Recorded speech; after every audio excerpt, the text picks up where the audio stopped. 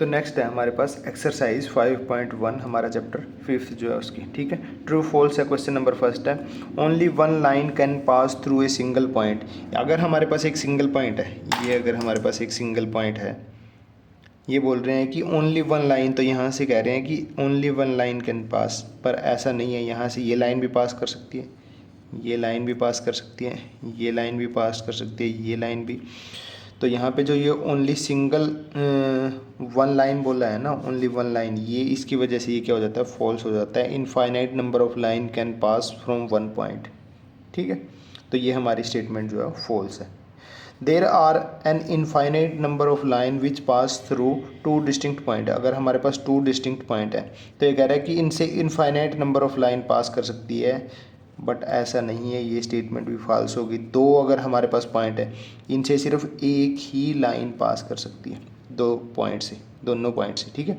कोई और दूसरी लाइन ऐसे नहीं बन सकती। अगर कोई लाइन ऐसे मैं खींचूँ ना, तो ये यहाँ से तो पास करेगी, इससे कैसे पास करेगी। यहाँ से अगर कोई जा रही है तो ये इससे पास करेगी, यहाँ से दूसरे वाले से नहीं करेगी, ठीक है। तो अगर हमारे पास एक पॉइंट है, उससे इनफाइनाइट नंबर ऑफ लाइन, अगर हमारे पास दो पॉइंट है, उन दोनों पॉइंट से सिर्फ एक ही लाइन पास हो सकती है। यहाँ पे इनफाइनाइट गलत हो गया, ठीक है, इसलिए फॉल्स है। ए terminating line can be produce indefinitely on both the side. ये हमारी स्टेटमेंट ठीक है, क्योंकि ये हमारी अगर टर्मिनेटिंग लाइन है तो इसको इनडेफिनेट तक इस साइड में भी प्रोड्यूस किया जा सकता है और इस साइड में भी प्रोड्यूस किया जा सकता है। तो ये हमारी स्टेटमेंट है ट्रू। उसके बाद है if two circle are equal, दो सर्कल इक्वल हैं तो उनकी then their radii are equal, मतलब उनकी रेडियस इक्वल है। ये हमारी स्टेटमेंट ट्रू होगी। दो सर्कल हमारे तभी इक्वल होंगे जब उनकी रेडियस इक्वल होगी, जब उनकी रेडियस इक्वल होगी, ठीक है। इसकी रेडियस भी आर है तो इसकी रेडियस भी आर है, ओके। उसके बाद है फिफ्थ है हमारे पास, ये ट्रू हो गया। फिफ्थ है if A B is equal to P Q और एक्स वाई भी पी क्यू के इक्वल है, इसका मतलब A B is equal to X Y. ये हमारी स्टेटमेंट क्या है, ये हमारी स्टेटमेंट जो है वो ट्रू है। ये हमारा यूक्लिड का जो है वो फर्स्ट एक्सियोम है, ठीक है, फर्स्ट एक्सियोम जो है उसके अकॉर्डिंग, ठीक है। तो जैसे कि अगर ए इज इक्वल टू बी भी है और ए इज इक्वल टू सी भी है, तो हम कह सकते हैं कि बी इज इक्वल टू सी है हमारा, बी इज इक्वल टू सी है हमारा, ओके। तो यहाँ पे हमारा फर्स्ट क्वेश्चन जो है वो कंप्लीट होता है। उसके बाद है हमारे पास क्वेश्चन नंबर सेकंड, जो हम नेक्स्ट पेज पे देखते हैं। तो नेक्स्ट है हमारे पास कि हमें डेफिनेशन देनी है, डेफिनेशन बतानी है कि parallel line, perpendicular line, line segment, radius of circle और स्क्वायर, इनकी डेफिनेशन जो है वो बतानी है। अगर मैं आपको पैरेलल लाइन के बारे में बताऊं, वैसे तो ये डेफिनेशन आपको कहीं से भी मिल जाएंगी, ठीक है। तो पैरेलल लाइन की डेफिनेशन अगर हम लिखें तो ऐसे लिख सकते हैं कि ये हमारी पैरेलल लाइन अगर हम देखें तो ऐसे होती हैं।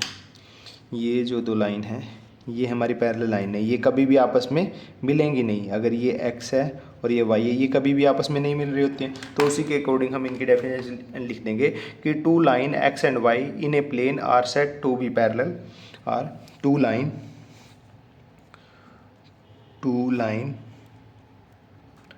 x एंड y, नाम आप कुछ भी दे सकते हो, एम एन पी के कुछ भी दे सकते हो। Two line x and y in a plane are said to be parallel. Two line x and y in a plane are said to be parallel if they have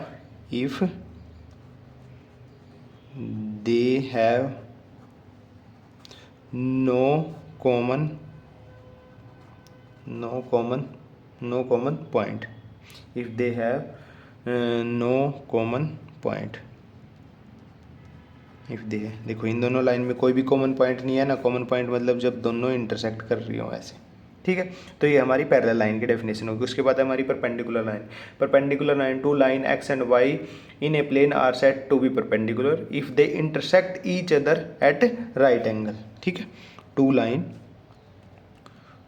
perpendicular कब होंगी, जब ये दो लाइन ऐसे एक दूसरे को intersect कर रही होगी और यहाँ पे ये 90 डिग्री का एंगल बन रहा होगा। Two line X and Y in a plane are said to be perpendicular, are said to be perpendicular if they intersect they intersect each other at right angle, if they intersect each other at right angle। उसके बाद है हमारा line segment. Line segment हमारा क्या होता है, ये हमारा जो है ये ए बी जो है हमारा वो लाइन सेगमेंट है। ये क्या होता है, a straight path between 2 point, a straight path between 2 points, a straight path between 2 points A and B is called line segment, ठीक है। उसके बाद है हमारे पास radius of a circle. Radius of a circle, the line joining the centre of the circle to any point on the circle. The line joining the center of the circle, the line joining the center of the circle to any point on the circle, the line joining the center of the circle to any point on the circle is called radius of circle, ठीक है। अगर हमारे पास ये एक circle है, ये इसका centre है, ठीक है, ये सेंटर को एनी पॉइंट ऑन सर्कल यहाँ से ज्वाइन करेगी, ये भी रेडियस है, ये ज्वाइन करेगी, यहाँ से ज्वाइन करे, ये ज्वाइन करे, ये ऐसे हो, ये ऐसे हो, ये सारी की सारी क्या है, रेडियस ऑफ द सर्कल, ये सेंटर और ये any point on the circle, ठीक है। उसके बाद है हमारे पास स्क्वायर की डेफिनेशन। स्क्वायर की डेफिनेशन क्या हो जाएगी हमारी, स्क्वायर की डेफिनेशन हमारी हो जाएगी, एक सेकेंड, स्क्वायर की definition, A square is a rectangle with all sides equal. A square is a rectangle with all sides equal. यही तो होता है हमारा स्क्वायर। स्क्वायर हमारा होता है जिसकी चारों साइडें क्या होती हैं, इक्वल होती हैं। और रेक्टेंगल क्या होता है, रेक्टेंगल हमारा होता है जिसकी आमने सामने की साइडें जो है वो इक्वल होती हैं। तो स्क्वायर क्या हो गया, स्पेशल केस ऑफ रेक्टेंगल हो गया, स्पेशल केस ऑफ रेक्टेंगल, क्योंकि ये हमारा देखो इसकी आमने सामने की साइडें इक्वल है, तो ये भी हमारा क्या है, रेक्टेंगल भी है और ये हमारा स्क्वायर भी है, ठीक है। बट ये हमारा रेक्टेंगल है, ये हमारा स्क्वायर नहीं है, क्योंकि इसमें आमने सामने की साइडें इक्वल है बट चारों साइडें इक्वल नहीं है स्क्वायर में। रेक्टेंगल को अगर हम देखें, रेक्टेंगल क्या होता है, रेक्टेंगल हमारा होता है, ये होता है हमारा rectangle is a parallelogram with rectangle is a parallelogram with each angle 90 degree. Rectangle हमारा पैरेललोग्राम देखो ऐसे होता है हमारा पैरेललोग्राम, जिसमें कि आमने सामने की साइडें जो पैरेलल भी होती हैं और इक्वल भी होती हैं। अब रेक्टेंगल के केस में क्या होता है, parallelogram with each angle 90 degree. तो ये जो एंगल है ये 90 डिग्री के हो जाते हैं, ये साइड इसके पैरेलल होती है और इक्वल भी होती है, ये साइड इसके पैरेलल होती है और इक्वल भी होती है, ठीक है। तो ये थे हमारी कुछ डेफिनेशंस पैरेलल लाइन की, perpendicular line, line segment, radius of circle, square, ठीक है। तो हमारा क्वेश्चन नंबर 2 जो है यहाँ पे कंप्लीट होता है। उसके बाद हम नेक्स्ट क्वेश्चन नेक्स्ट पेज पे देखते हैं। नेक्स्ट है हमारे पास क्वेश्चन नंबर 4। क्वेश्चन नंबर 3 आप नॉर्मली कर सकते हो, उसमें कोई खास वो है नहीं है वैसे, ठीक है। तो question number 4, if a point C lies between 2 point A and B such that, तो हमारे पास एक लाइन सेगमेंट है, ये ए और बी, जो सी है वो बीच में लाई करता है। तो हमें क्या दिया हुआ है, हमें दिया हुआ है कि A C is equal to B C, हमें क्या हुआ है, हमें प्रूव करना है कि ए सी जो है ये इस ए बी का हाफ है। हम यहाँ पे क्या कर सकते हैं, हम यहाँ पे ऐसे नहीं लिख सकते हैं, हम यहाँ पे लिख सकते हैं कि A B is equal to, हम ऐसे लिख सकते हैं क्योंकि ये जो है वो सी जो है कोइंसाइड करता है इनके साथ।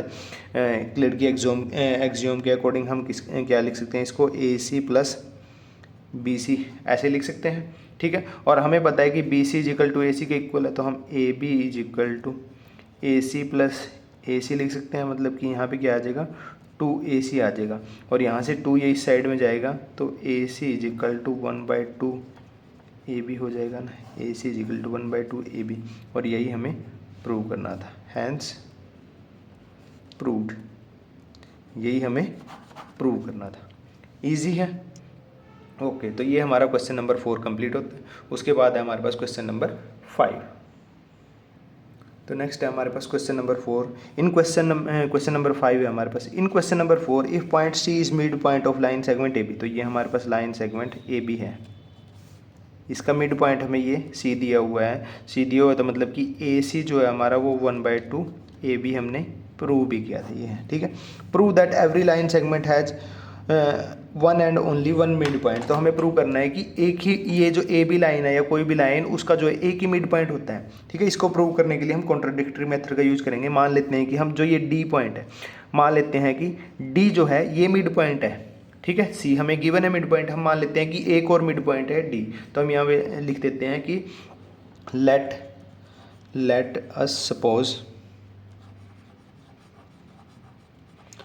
Suppose D is also a midpoint of AB।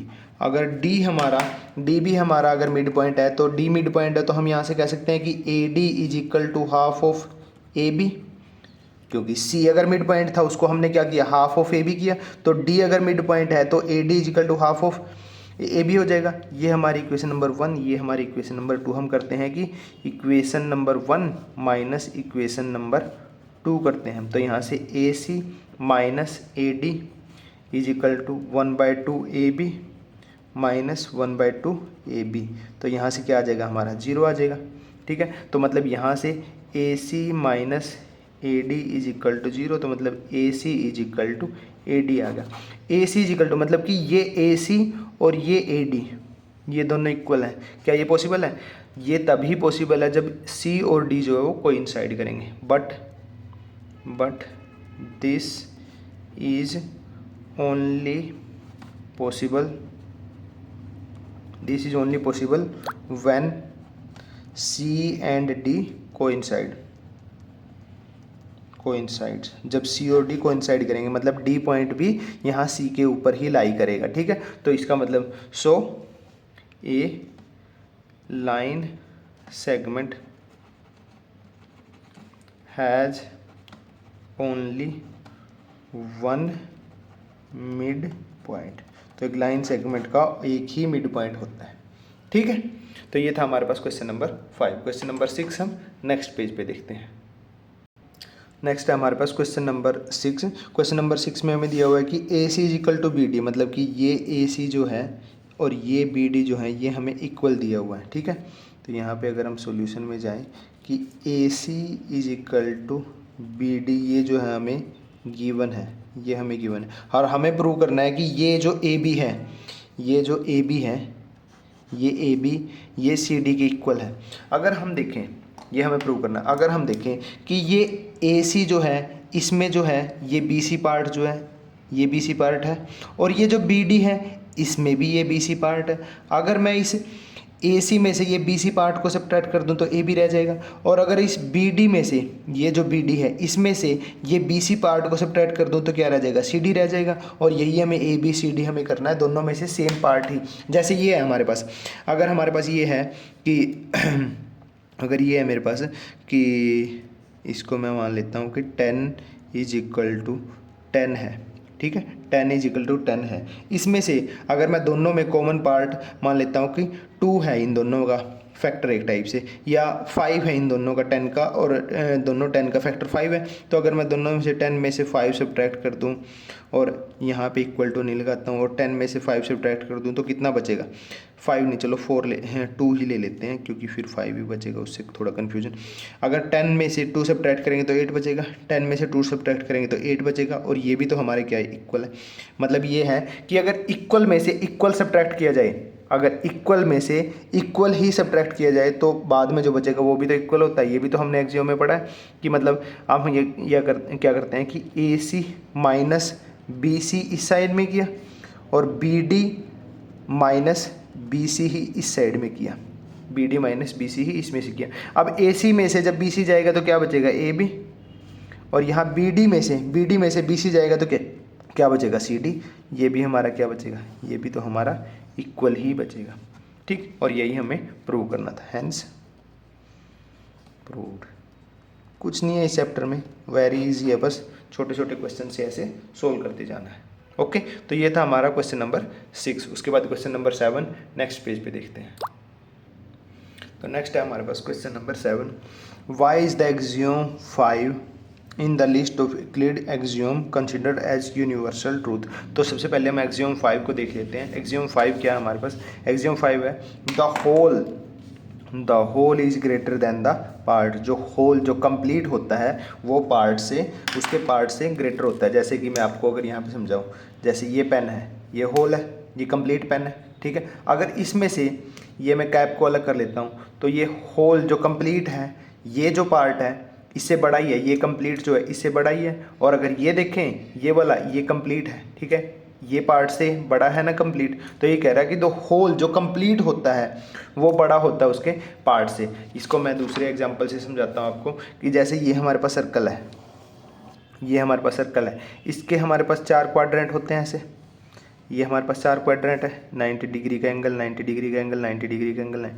अगर मैं इसमें से ये वाला पार्ट, एक क्वाड्रेंट को बाहर निकाल लेता हूँ, एक क्वाड्रेंट को बाहर निकाल लेता हूँ, तो मेरे पास कुछ ऐसा बचेगा, ये ऐसा बच जाएगा। और ये जो क्वाड्रेंट निकल रहा है वो ये वाला पार्ट हो गया। अब अगर देखें तो ये पार्ट से ये जो कंप्लीट है, ये कंप्लीट बड़ा है ना इस पार्ट से, और ये कंप्लीट बड़ा है इससे भी, क्योंकि ये जो है इसका ही पार्ट है और ये जो है वो इसका ही पार्ट है। तो ये कंप्लीट जो है हमेशा बड़ा होगा जितने भी पार्ट कर लें, चाहे मैं इसके अदर पार्ट भी कर लूँ, चाहे मैं इसका ये देखो ऐसे ये बाहर निकाल लिया मान लो, ठीक है। ये जो कंप्लीट है हमेशा इससे भी बड़ा होगा, ठीक है। चाहे ये इतना ले ले, चाहे एक पार्ट ले ले, और चाहे ये 3 पार्ट, इसमें टोटल हमारे 4 पार्ट हैं, इसमें 3 पार्ट हैं, तो ये 4 पार्ट बड़े होंगे। ये 1 पार्ट है, ये 4 पार्ट है, बड़े होंगे। यहाँ पे कितने 2 पार्ट हैं, यहाँ पे 4 पार्ट हैं। तो होल जो है वो हमेशा ही ग्रेटर होता है। ये आप ऐसे एग्जाम्पल दे सकते हो, ठीक है। तो ये था हमारा चैप्टर नंबर 5 एक्सरसाइज 5.1 का लास्ट क्वेश्चन, ठीक है। तो हमारा चैप्टर 5 भी जो है वो कंप्लीट होता है। Okay, thank you.